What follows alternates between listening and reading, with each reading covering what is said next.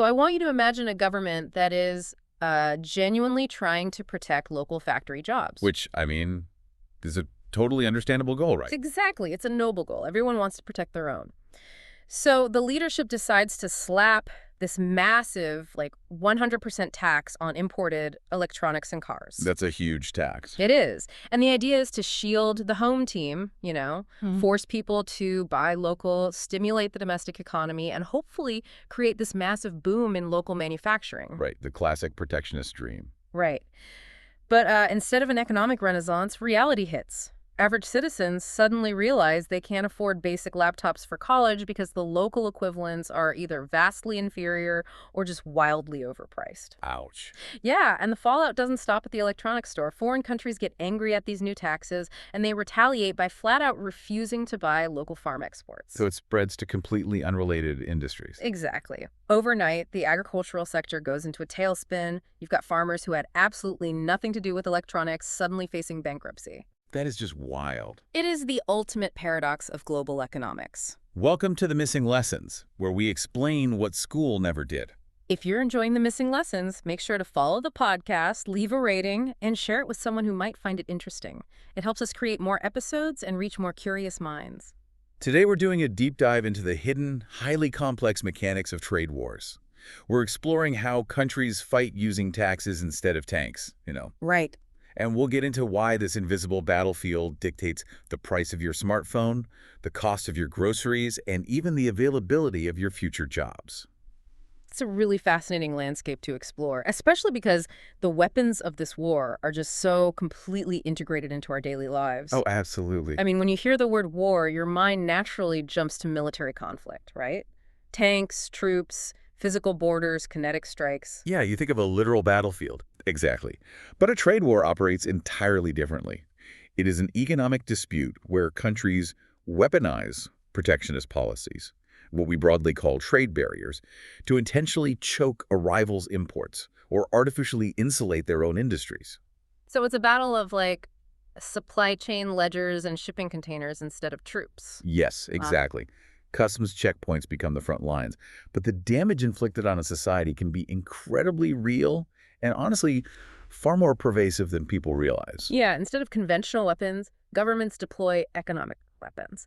I think we all understand the surface-level concept of a tariff, right? Like just a border tax on imports. Right, the classic weapon. And we also see things like import quotas, where a country sets a strict mathematical limit on the quantity of a specific foreign good that is legally allowed to enter. Like saying you can only sell 100,000 cars here this year and that's it. Exactly. But what's fascinating right now is how modern domestic subsidies are quietly replacing traditional tariffs as the weapon of choice. Governments are injecting just massive amounts of cash directly into local industries. Basically paying them to artificially lower their prices. Yeah, so they can outcompete foreign goods on the global stage. Another weapon is currency devaluation, where a country intentionally weakens its own money to make its exports look cheaper to foreign buyers. Or in extreme cases, full embargoes, which are just total trade bans. Right. But I want to pause here and really unpack this because I want to challenge the standard political rhetoric around that first weapon, the tariff. Oh, please do, because this is where everyone gets confused. Right, because politicians consistently stand at podiums and say, we are heavily taxing country X to punish them. Yep, you hear it all the time. But if you actually look at the supply chain data for something like a smartphone or an EV, the foreign manufacturer isn't paying that tax. They just pass the cost to the domestic distributor, who passes it to the retailer, who passes it to me. So if a tariff is just a tax on a foreign good, who actually pays for this? The foreign country isn't actually writing a check to our government, are they? They absolutely are not, and that is the single most pervasive misconception about trade wars. The foreign government, or even the foreign manufacturer, doesn't write a check. Not a single cent. Nope. The mechanics are much harsher for the domestic economy. The local importing business, the company physically bringing those goods across your border, is the entity legally responsible for paying that tariff to the local customs agency. So the local business takes the hit first. Exactly. And because their operating costs just spiked, their profit margins instantly compress. To survive, they immediately pass that extra cost directly onto you, the consumer. Wow. So it's basically an illusion. It is. The political rhetoric might sound like a punitive strike against a foreign rival, but mathematically, a tariff acts as a direct regressive consumption tax on a country's own citizens. That is wild. So when two countries start throwing these massive tariffs around, it's actually their own respective populations taking the financial hit at the cash register. Friendly fire disguised as national defense. Friendly fire. That's a perfect way to put it.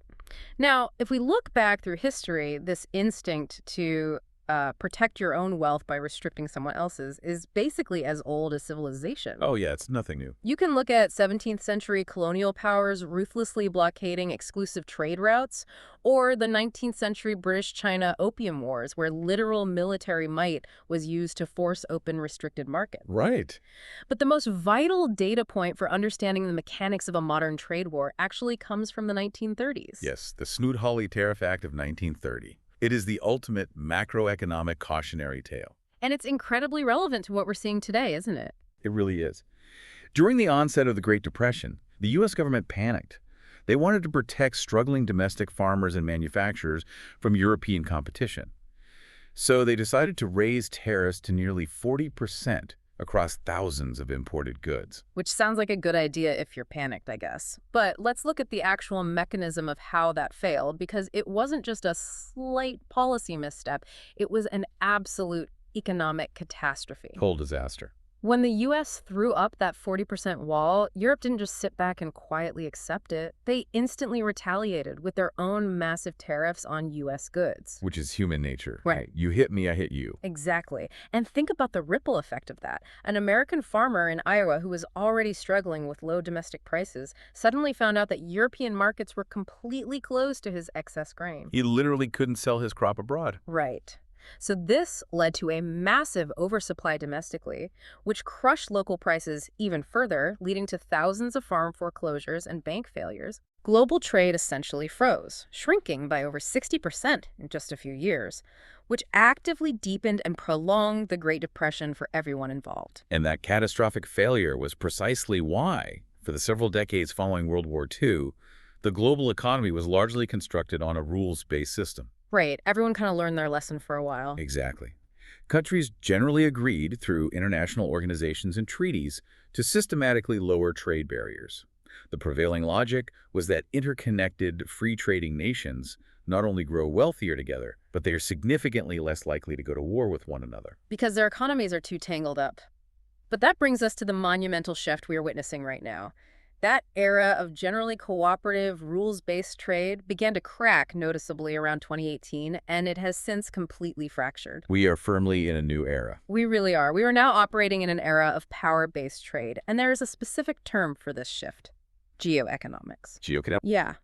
It is the strategic blending of the logic of conflict with the methods of commerce. Because, I mean, in a nuclear-armed world, hot wars between superpowers are generally deemed way too dangerous. Right, you can't just send tanks across the border anymore. Exactly. So instead of trying to simply make your own country wealthy, governments are using economic policy to actively project geopolitical power and systematically weaken the technological and industrial capacity of their rivals. And this shift to geoeconomics isn't just theoretical. If we look at the reality leading into 2025 and 2026, it escalated into the highest global trade barriers we've seen since that disastrous period in the 1930s. Yeah, let's trace how this modern escalation actually played out, because in 2018, it started relatively narrowly.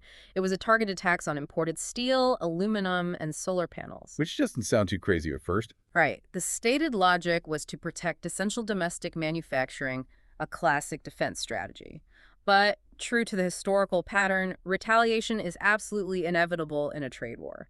By 2019, hundreds of billions of dollars of everyday consumer goods were caught in the crossfire. It spiraled so fast. It really did.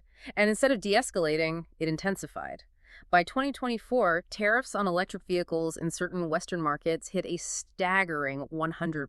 100%? Yeah. Taxes on advanced semiconductors and solar cells hit 50%. It became a pure tit-for-tat escalation. China, for instance, retaliated by surgically targeting vulnerable political sectors. Right, they halted state-owned imports of agricultural products from specific regions just to maximize political pain. Exactly, and they strictly controlled the export of rare earth minerals that are critical to Western tech manufacturing. They even actively managed their currency, the yuan, to offset the impact of the tariffs. Which raises an incredibly important question, especially if you look at basic economic theory. Yeah, what's it? With the highest tariffs since the 1930s hitting the global market simultaneously around 2024 and 2025, you'd expect an immediate severe global recession and rampant, uncontrollable inflation. Right, the friction in the system was immense. Exactly. But that massive global collapse didn't happen exactly as predicted, did it? No, it didn't, and the reasons why are just a perfect example of how messy and interconnected the real world is. The models assumed economics existed in a vacuum, but geopolitical realities actively interfered with the trade war. The real world is never just a spreadsheet. Exactly. Take Europe's position in all of this. Based purely on trade data, you would expect them to retaliate aggressively against new tariffs hitting their automotive and manufacturing sectors. But their response was surprisingly muted. Why was that? Because they had an overriding geopolitical priority on their plate, maintaining unity and support for the ongoing war in Ukraine. Of course. Yeah, when physical security is on the line, governments are willing to absorb a massive amount of economic friction. They simply couldn't afford to severely fracture Western alliances over trade disputes when there was an active kinetic war on their eastern border. Furthermore, we saw the currency markets do something highly unexpected, which acted as a massive shock absorber for that predicted inflation. Oh, this part is fascinating. It really is. Normally, during periods of high trade volatility and policy chaos, capital usually flees to the US dollar as the ultimate safe haven. Right. Everyone wants dollars when things get scary. Exactly. But due to the erratic nature of the trade policies being deployed, international investors actually started questioning the dollar's stability. As a result, the euro surprisingly appreciated in value against the dollar. Which completely changes the math on a tariff. Let's break down exactly how that works, because this is where macroeconomic theory gets incredibly practical for everyday businesses. Yeah, walk us through it. Say you are a European manufacturer and you're buying raw materials priced in US dollars. If the euro suddenly becomes much stronger, every single euro you hold buys significantly more dollars. Right, your money goes further. Exactly. So even if a new tariff artificially raises the price of that imported good by 10%, if your currency just by 10% stronger, your actual purchasing power neutralizes the tariff. Oh, wow. So the price hike is completely absorbed by the exchange rate. Exactly. It insulated European consumers from a massive wave of imported inflation. It is a brilliant example of how global currency markets can unintentionally act as a pressure valve during a trade war. It also highlights how regions are forced to rapidly adapt just to survive. Yeah, how do they adapt? Well, when the standard pathways of international trade break down, governments have to aggressively intervene to stop the economic bleeding. To offset the massive losses from closed export markets, we saw nations drastically boost internal defense and infrastructure spending. So they basically became the customer for their own industries. Exactly, the buyer of last resort. We also saw a mad dash to sign alternative trade agreements. Like, the European Union aggressively finalized deals with Mexico, South Korea, and South American blocs simply to keep their export pipelines flowing while the primary superpowers fought. It's like finding a detour when the main highway is blocked. But this brings us to the most critical part of this deep dive. When the immediate shock wears off and the dust settles, how does this macroeconomic chess match actually alter a normal person's daily life? That's the million-dollar question. Because every single trade policy creates a fascinating and often brutal dynamic of short-term winners and long-term losers. Let's start with the winners. Right. So in the short term, domestic factories and what economists call infant industries, like new emerging sectors, are the absolute winners. If you slap a 100% tariff on a foreign electric vehicle, the local car manufacturer suddenly doesn't have to compete with those highly optimized, cheaper foreign prices. They're entirely shielded. Completely. This can temporarily save local factory jobs, create a spike in domestic demand for local materials, and allow a government to claim a massive political victory on the evening news. But the long-term reality is much darker because it directly violates one of the most foundational principles of economics: comparative advantage. Which means what exactly for the listener? The idea is simple. If country A has the climate to grow incredible cheap agriculture, and country B has the infrastructure to build advanced, cheap microchips, they both get infinitely wealthier by specializing and trading with each other. Right, stick to what you're good at. Exactly. But a trade war forces a country to try and produce everything internally, even the things they are terribly inefficient at making.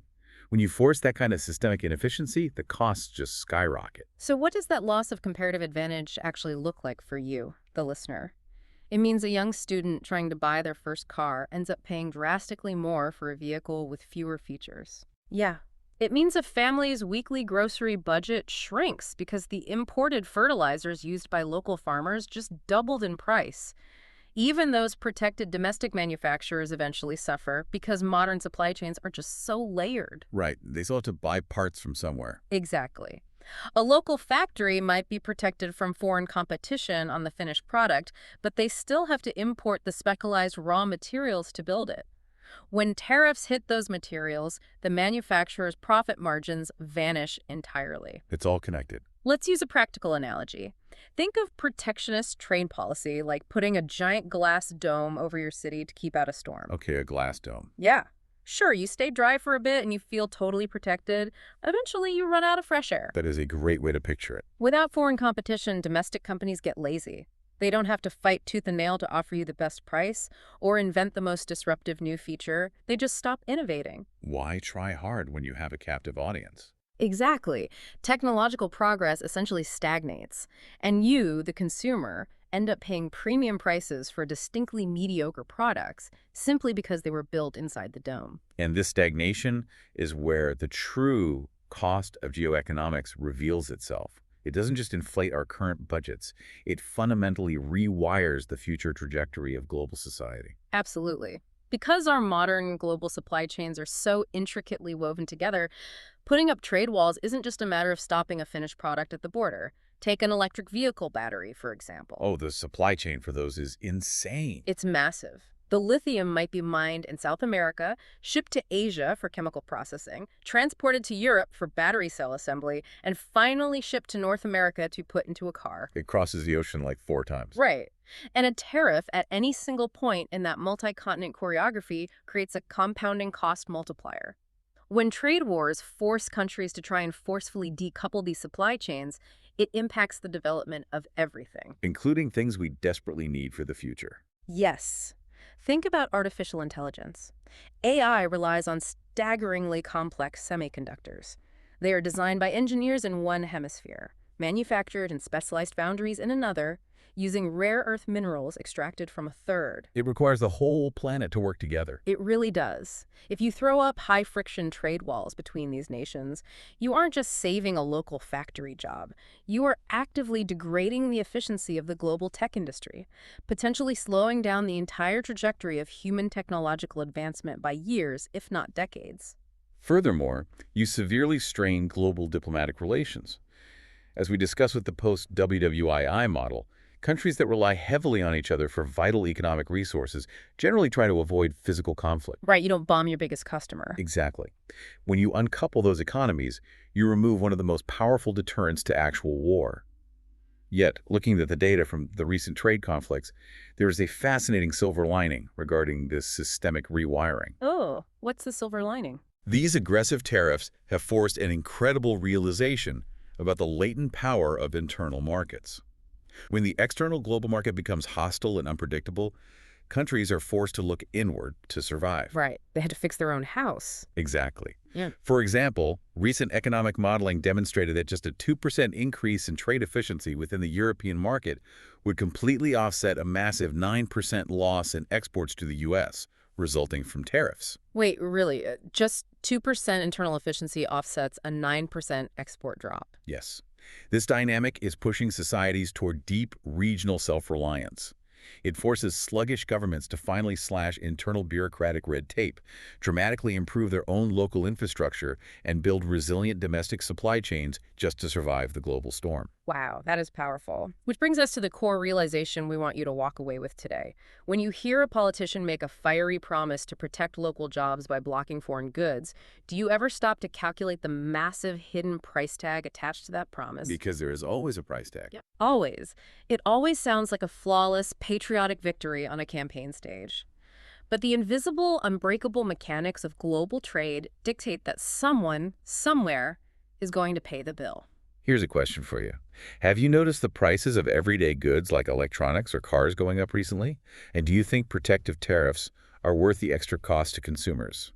Let us know your thoughts in the comments. To bring this all together, trade wars are the ultimate double-edged sword. On one side, they were deployed as a heavy, blunt shield to protect local industries, temporarily save domestic manufacturing jobs, and project serious geopolitical leverage on the world stage. But on the other side, But on the other side, the blade almost inevitably cuts the very citizens it's meant to protect. It results in compounding costs for everyday consumers, deeply frustrating market shortages, and an undeniable long-term slowdown in economic growth and technological innovation. and here is a final thought to leave you with, something that fundamentally shifts how we view these conflicts. We always operate under the assumption that a war is meant to be won. Right, you want a decisive victory. We assume the goal is a victory. But in the modern era of geoeconomics, perhaps the goal of a trade war isn't victory at all. What do you mean? It might simply be about inflicting targeted, calculated damage to continually negotiate geopolitical power and keep rivals off balance. And if the goal is merely sustained friction rather than resolution, it means the citizens of both nations aren't the beneficiaries of the policy, they are simply the required collateral damage. Wow. That is a heavy thought to end on. If you enjoyed this episode of The Missing Lessons, don't forget to follow the podcast, leave a rating, and share it with a friend. Your support helps us continue exploring the topics school never taught us.